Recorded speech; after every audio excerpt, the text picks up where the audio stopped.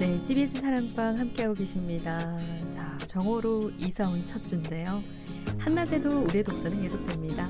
목요일은 책과 함께 홍 목사의 소소한 책 읽기 이어가지요.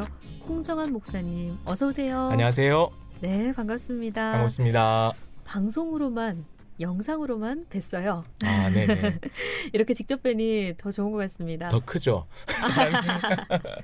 아니, 오늘 패션이 네.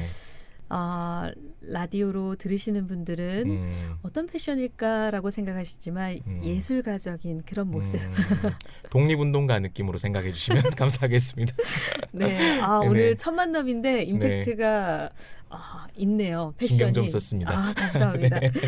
네, 이렇게 제가 중간에 합류하게 됐어요. 네. 그래서 이 시간 어떤 내용으로 이렇게 진행이 되나 좀 살펴봤더니 셰익스피어의 4대 비극 함께 읽고 있으셨더라고요.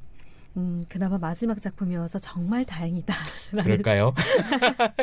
예, 그런 생각을 조심스럽게 하면서 지난주 그 줄거리에 대해서 이야기하는 그런 방송을 제가 일단 들었는데 저주받은 왕과 왕비의 비극, 맥베드 오늘 두 번째 시간에 갔습니다. 지난주 일단 제가 말씀드린 것처럼 줄거리를 열심히 시청을 했다 그리고 들었다라고 말씀드렸는데 오늘 어디서부터 어떤 이야기 시작하면 좋을까요? 네, 일단 주인공이 어떤 사람인지 이야기를 좀 해보면 좋을 것 같아요. 네. 맥베스 이 사람을 한마디로 정의해보자라고 생각을 해봤습니다. 일단 이 사람은 왕이었잖아요. 근데 왕은 아니었는데 왕이 된 사람이죠. 네. 왕이 될 생각도 의지도 원래 없었던 사람. 그래서 이 왕을 저는 이렇게 정의를 해봅니다. 미신에 과도하게 의지하면서 아내에게 휘둘리는 칼잡이 출신의 왕. 네. 그래서 뭐 방송 들으시는 분들이 혹시 다른 사람 생각할지 모르겠는데요. 아닙니다. 맥베스 이야기입니다. 네. 미신에 과도하게 의지하고 아내에게 휘둘리는 칼잡이 출신의 왕. 이게 이제 맥베스의 정체성이라고 할 수 있겠죠. 네네. 그가 이후에 일어나는 여러 가지 비극들이 미신, 아내 뭐 이런 것들과 이제 아주 밀접하게 관련돼 있으니까요. 네, 말씀하신 정말 그냥 본인 의지는 별로 없는 그런 왕. 네네네. 네. 그런 왕으로 생각을 하시면 될 것 같고요.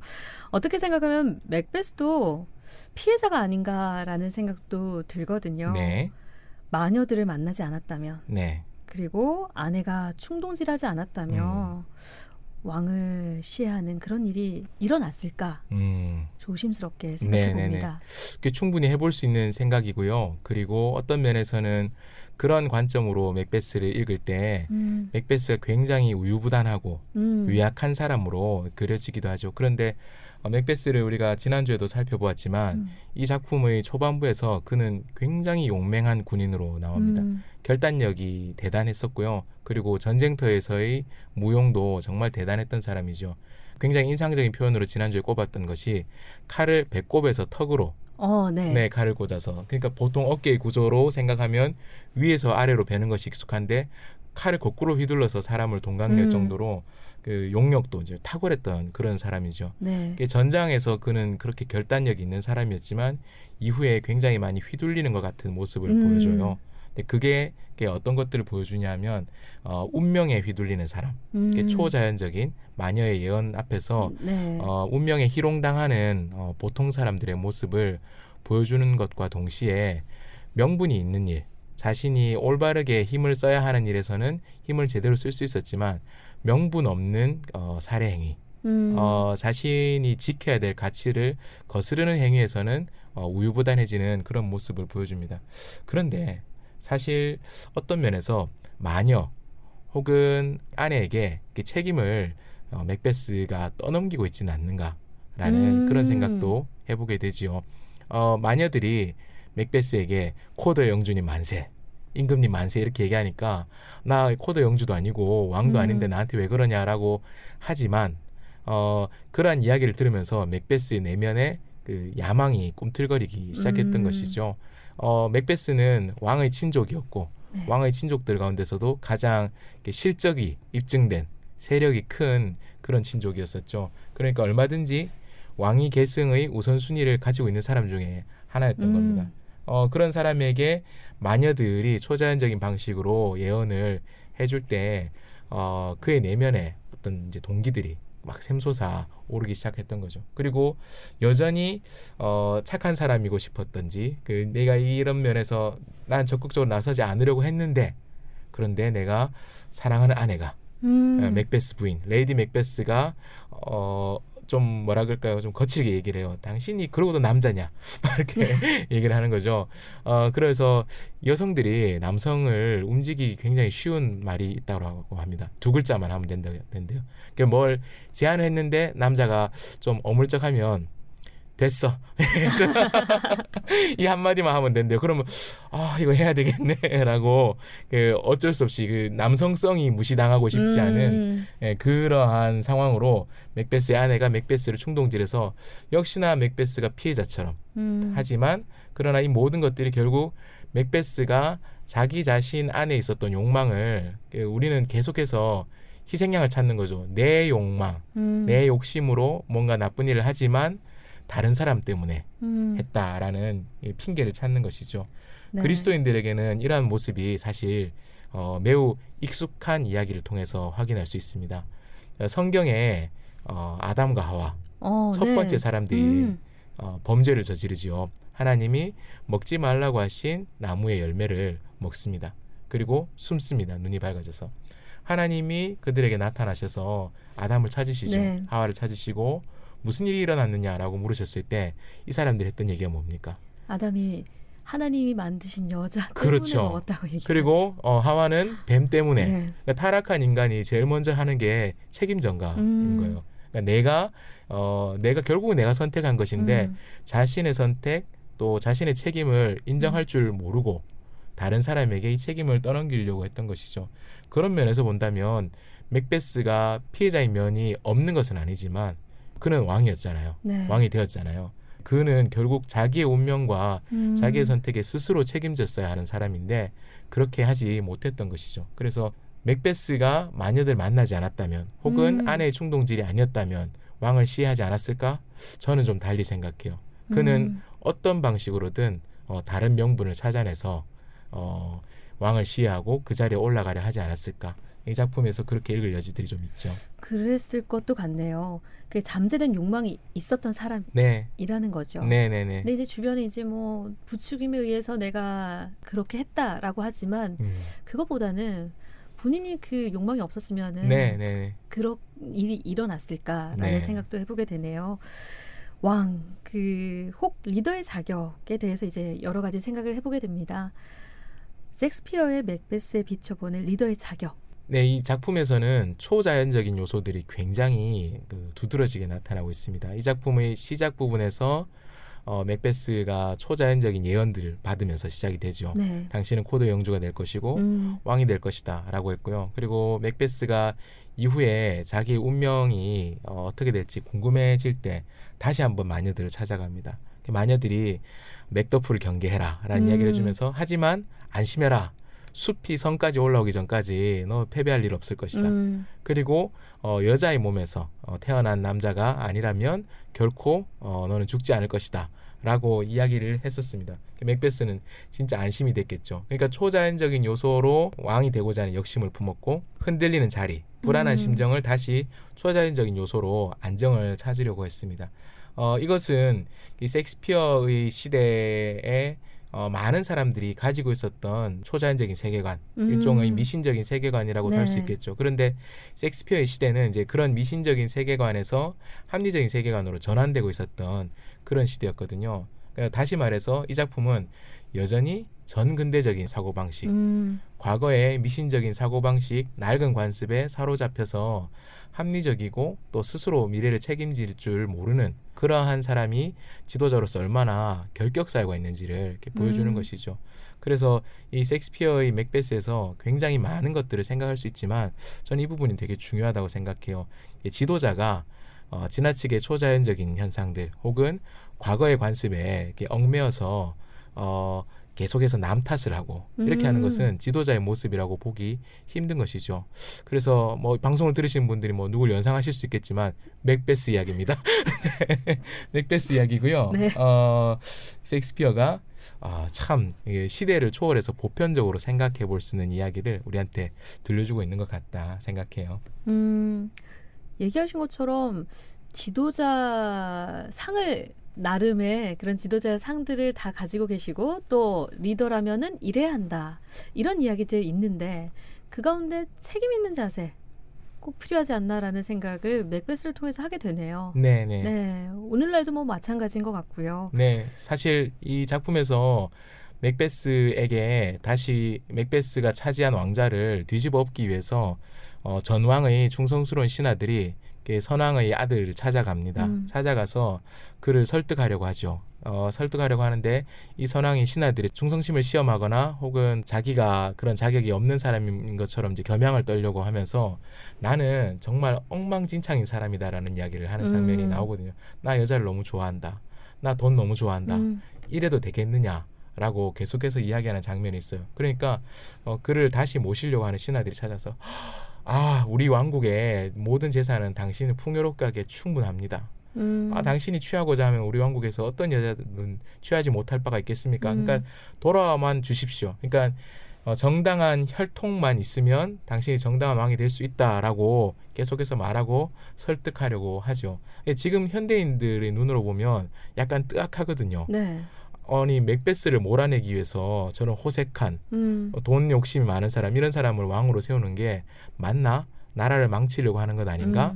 라는 생각이 들죠. 그러니까 그 시대에 맥베스를 몰아내려고 했던 사람들도 여전히 그러한 사고방식 혈통 중심으로 생각할 수밖에 없는 그런 사고방식에 사로잡혀 있었어요. 근데 그 왕자가 사실 당신들을 시험하기 위해서 했던 말이다. 나 여자 안 좋아한다.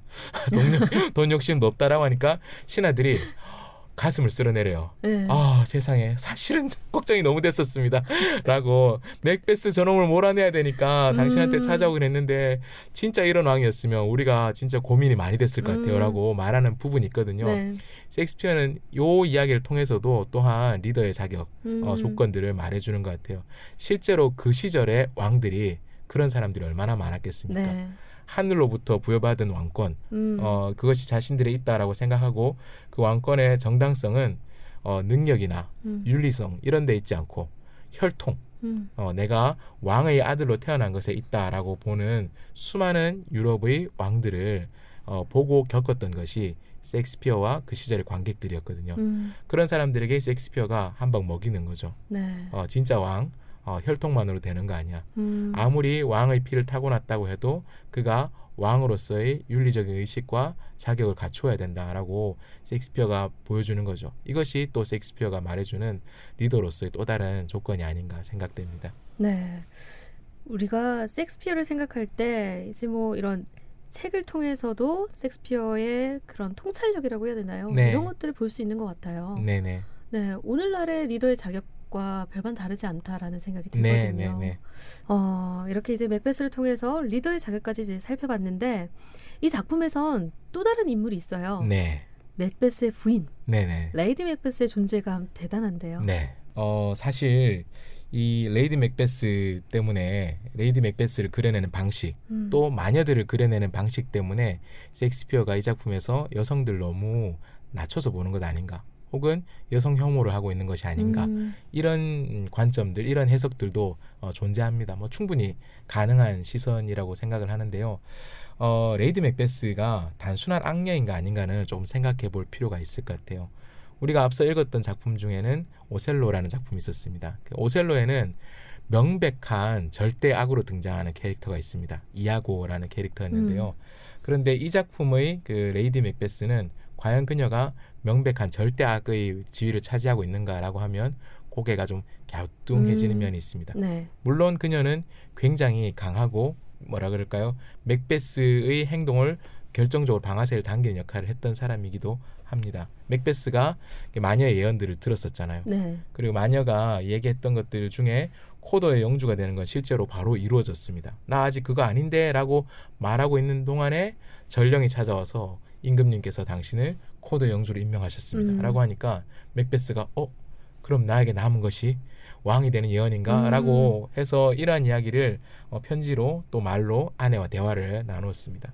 아내는 맥베스의 단순한 배우자뿐만 아니라 정치적인 동반자로서의 모습도 여기서 이렇게 보여주고 있죠. 네.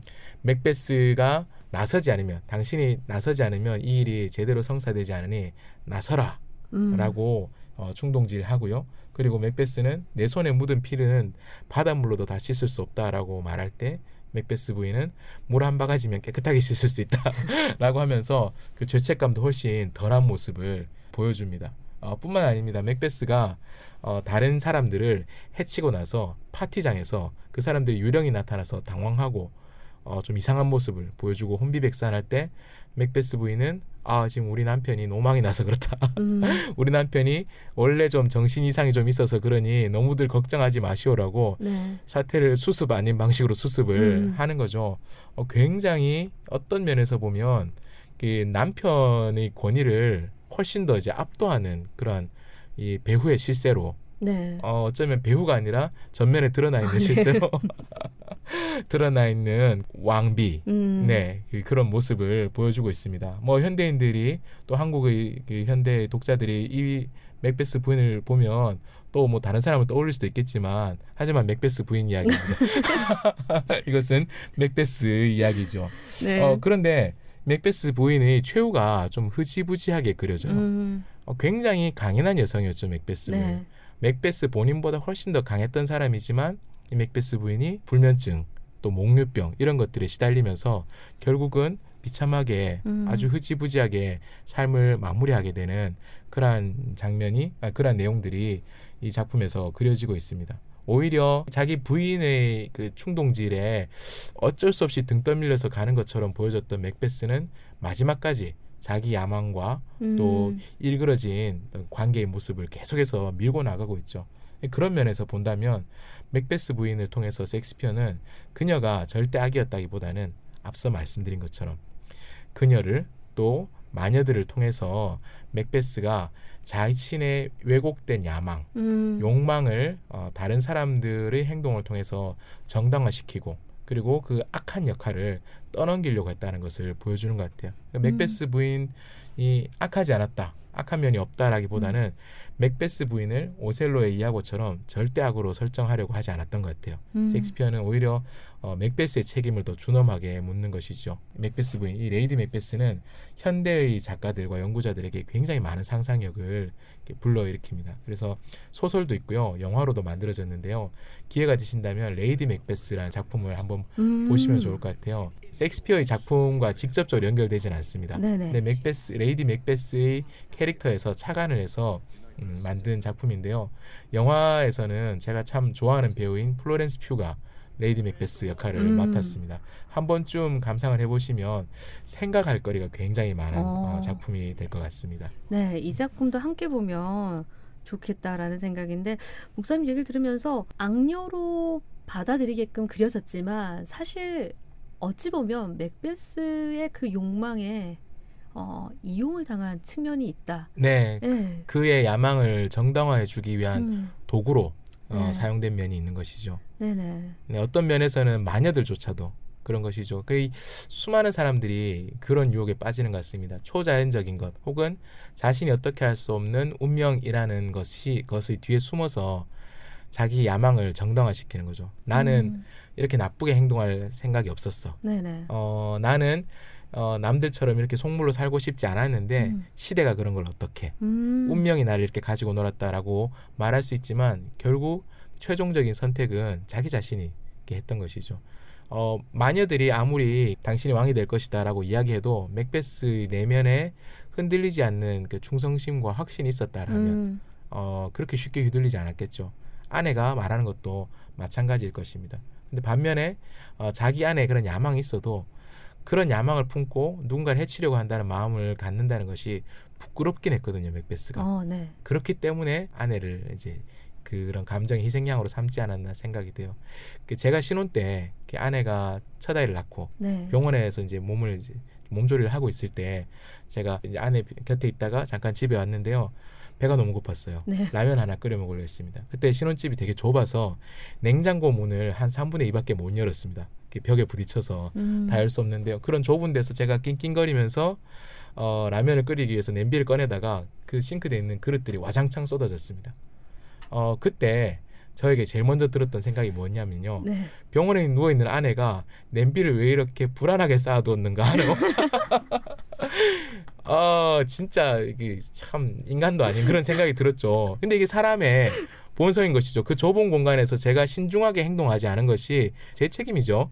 그런데 그 순간 처대를 놓고 정말 해산 문자 그대로 해산의 고통에서 아직 회복되지 못한 아내를 원망하는 마음이 순간 저에게 올라온 거죠. 네. 이 타락한 인간의 본성, 맥베스의 본성과 관통하는 그런 모습인 것입니다. 사람은 누구나 그런 것 같아요, 네. 목사님. 누구나 나는 착한 사람이다. 네네. 보여지는 모습에서 내가 저런 행동이 보여지면 안 되는데 그런 마음 누구나 갖고 있는 것 같아요. 네네네. 그래서 항상 숨을 곳, 피할 곳, 핑계댈 곳을 또 찾기 마련이고 네. 그렇지 않나라는 생각이 네. 드네요. 사모님 그 사실 알고 계세요? 제가 그날부로 얘기하고 당신은 몰랐겠지만 당신을 원망했다. 나를 용서하시라. 네, 웃고 넘어갔습니다. 네. 네네. 그럴 수 있죠. 충분히 그럴 수 인내심이 있습니다. 바다와 같은 분이라서. 네. 어쨌든 사람이 처한 상황에 따라서 우리의 마음이 항상 누군가를 탓하는, 누군가를 원망하는 그런 마음을 가지게 되는데 네네. 오늘 이 작품에서도 맥베스의 모습에서 그런 모습을 또 엿볼 수 있었던 것 같습니다.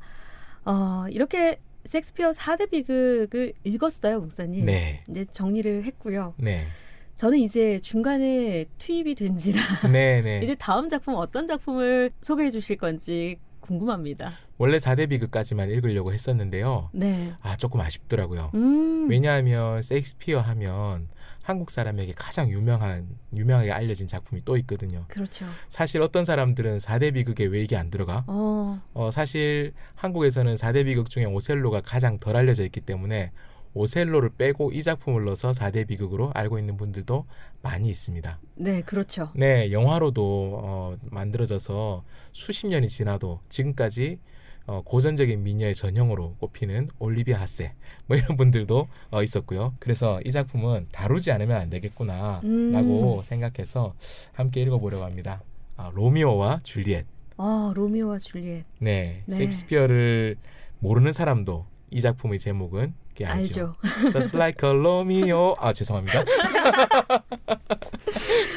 네. 로미오를 한번 로미오와 줄리엣을 한번 읽어보려고 합니다. 그러니까 우리가 잘 알고 있고 네. 익히 영화나 연극, 뮤지컬을 통해서 접한 분들 많으시겠지만 목사님도 소개해 주시는 이 작품은 어떤 관점에서도 보게 될지 기대가 되는데요. 줄리엣 나의 창문을 열어. 죄송합니다. 계속 노래를 불러주실 건가요? 너를 사랑해. 네. 네. 이제 다음 작품으로 로미오와 줄리엣을 이제 소개를 해주실 텐데 이제 다음 시간에 이 작품 줄거리를 또 목사님하고 풀어갈 것을 기대하게 됩니다. 연기를 준비하셔야 됩니다. 연기를 준비해야 된다고. 저는 로미오, 아나운서님은 줄리엣. 발연기를 준비를 해야 되나 네. 이런 고민들이 지금 생기게 되는데 네. 어쨌든 다음 시간 기대하면서 소소한 책 읽기 오늘 마무리하겠습니다. 홍정아 목사님과 함께했고요. 감사합니다. 고맙습니다.